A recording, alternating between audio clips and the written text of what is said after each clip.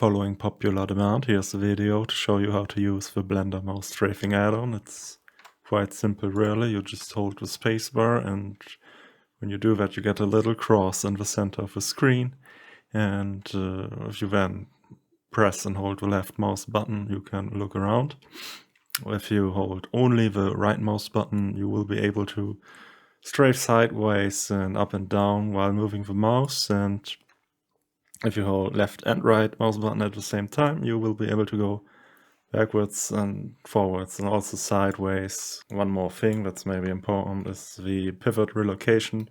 So as you can see, I have my camera's pivot point nice and snug against the surface of this cube, and if I were to move away, that would still be the case, because at the end of moving camera I was having the cross over the surface of a cube such that in the moment I let go the pivot seamlessly relocates to the surface of a cube, and you don't get these problems you would otherwise get if you do the side strafing while holding shift and using the middle mouse button, and then all your pivot is somewhere in space and you really don't know what you're looking at anymore.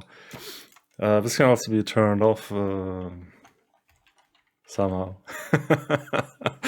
Wait, what was it? It's been so long I coded this. Shift-C was the answer I was looking for, so if I do that you can see it turning red to tell you that it's turned off.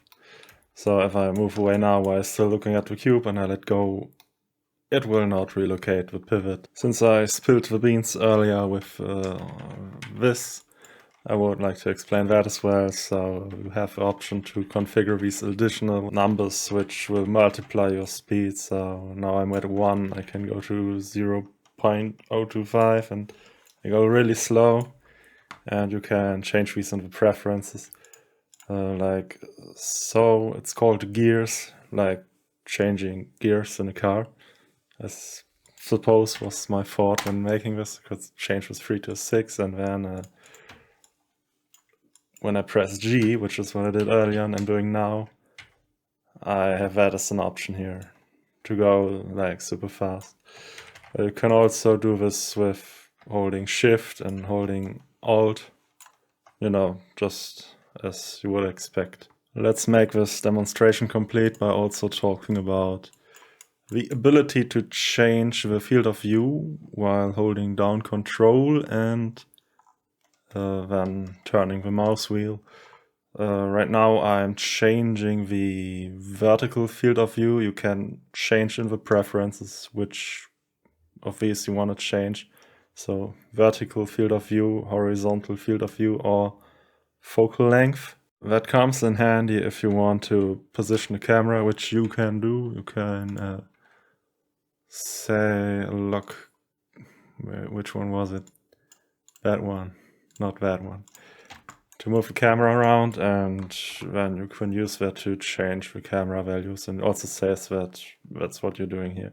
If you want to change the behavior of the add-on in any regard, chances are you can do so in the add-on preferences. For example, the mouse button combinations or bindings, I suppose. You can change all of those here. It's actually quite excessive by default in case someone wants to use side mouse buttons instead of sacrificing the animation playback on the spacebar for the add-on. You got, sensitivity for panning, strafing, aforementioned gears, some settings to invert stuff.